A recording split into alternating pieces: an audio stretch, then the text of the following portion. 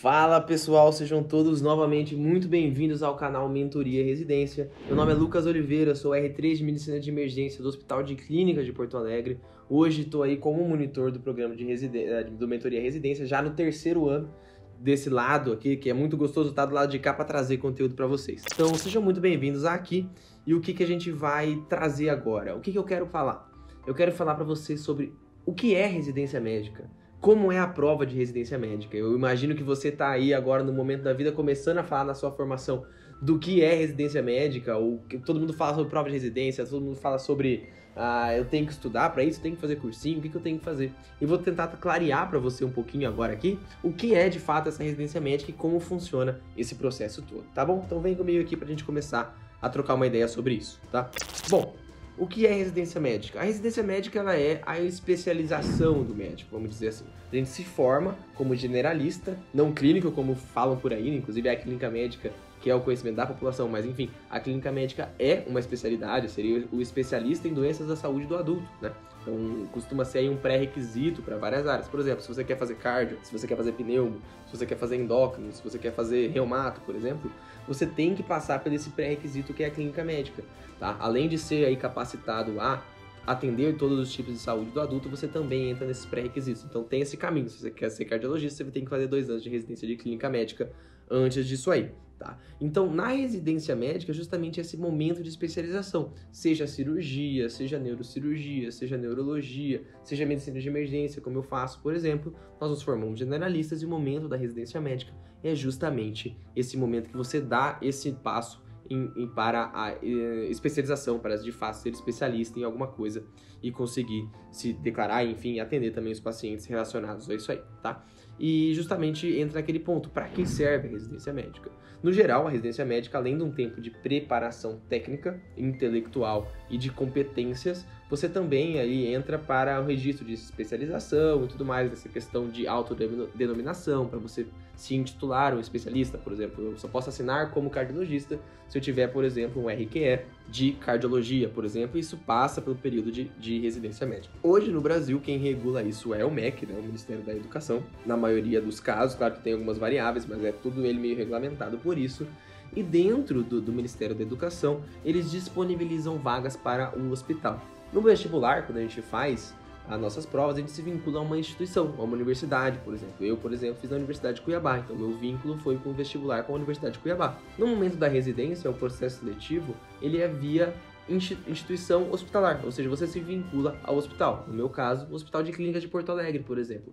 Ele fez um processo seletivo próprio, com uma prova, que a gente vai falar um pouquinho mais agora, e a partir desse processo de seleção que você escolhe, você vai e se candidata a essas vagas. Dentro da rotina da residência, que é uma outra coisa que sempre vem aí em público, a galera sempre fica discutindo sobre isso, a rotina da residência médica ela varia um pouquinho, tá? Mas ela tem algumas regulamentações pelo MEC.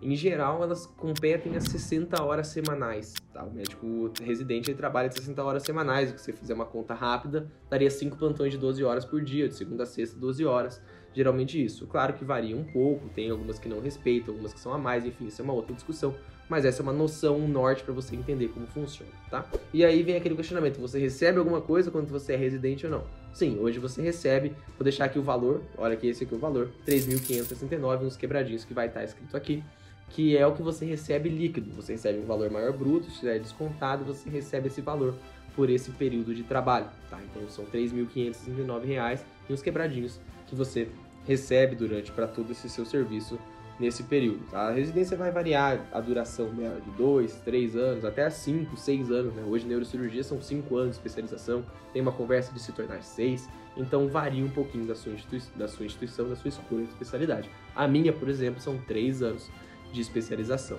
tá? Tá, Lucas, mas e agora eu tô pensando, tá bom, gostei, eu acho que eu quero fazer assim, eu quero ser especialista, quero fazer uma residência médica. Tem vaga para todo mundo? Como que funciona? Tá, a resposta aqui é não.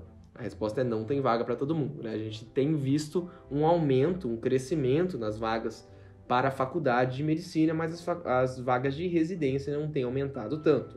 É uma desproporção, né? Aumenta muito mais as vagas por instituição, assim, iniciativa da política pública de fazer mais generalistas, atendimentos em áreas ainda que nós no Brasil ainda não conseguimos atingir. Então, ter esse aumenta o número de generalistas, mas não tem aumentado o número de especialistas. Ou seja, a concorrência cada vez é maior. Hoje, mais ou menos, é até o motivo que nós usamos a camisa 5%, que agora já até está na hora de atualizar para uns 4%, 3%, é o número de alunos formados, assim, a proporção dos que são formados com aqueles que têm a vaga na residência. Então, é mais ou menos isso. Então, para cada 20 médicos formados, 1, 2, depende um pouco do seu centro, vai variar e vai conseguir a vaga de residência médica, que é por meio de um processo seletivo. O processo seletivo varia do seu hospital, do hospital que você quer prestar. E aí tem editais e tudo mais. Algumas regras são meio que gerais, tá? Ainda tem que ter um conteúdo teórico. A maioria se divide em conteúdo teórico, 90%, e 10% de análise curricular. Mas também temos grandes instituições, especialmente em São Paulo, por exemplo, que tem as provas práticas, né, que são as provas de segunda fase, são as provas de habilidades, que vão pedir para você fazer um procedimento, atender um paciente, conduzir algum tipo de caso, que são as provas de São Paulo, a Brasília tem algumas, Curitiba tem algumas, isso varia de ano para ano, mas boa parte também tem. Aí geralmente é decomposto assim, 50% gabarito de múltipla escolha, e depois as provas ou de habilidades, ou alguma coisa assim, ou e depois análise curricular com entrevista também associado, para você conseguir essa vaga.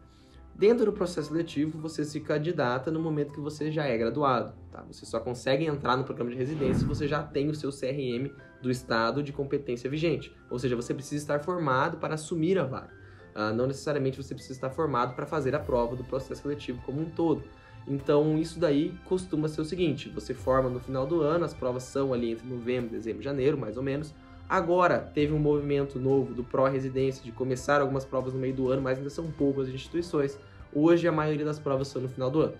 O ano letivo ele começa em 1º de março, em todas as residências do Brasil. Então, você tem que ter o seu CRM pronto até aquele momento de 1º de março. Algumas residências aceitam até 15 de março para você ter essa documentação. Então, se você forma em dezembro, em janeiro, por exemplo, de um ano, 2023 agora, por exemplo, se você se forma em dezembro de 2023, você presta a prova esse ano. Se você se forma em dezembro de 2025, é 2025 o ano que você faz as provas para você se graduar, entra no processo seletivo e aí você vai e depois pode vir a assumir a sua vaga. Dentro da prova da residência médica, a gente tem ali 5 grandes áreas pelo MEC: preventiva, pediatria, ginecologia e obstetrícia, clínica médica e cirurgia. A sua prova vai ser dividida assim. A grande parte são 100 questões, de 20 questões em cada uma delas. Então já fica aí a atenção para quem está no começo do curso, prestar bastante atenção e conseguir estudar bastante relacionado a isso, porque lá na frente isso vai fazer bastante diferença para você, tá?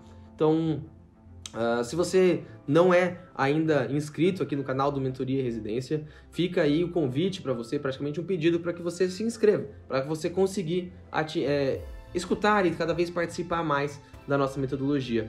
Se você se interessou, por exemplo, por especialidades, por residência médica, pretende fazer, sugiro que entre no canal. A gente faz bastante tipo de conteúdo para trazer para vocês otimizarem a performance de vocês ao longo da preparação, tá? Então, esperamos vocês nos próximos vídeos e a gente fica à disposição de vocês. Um grande abraço.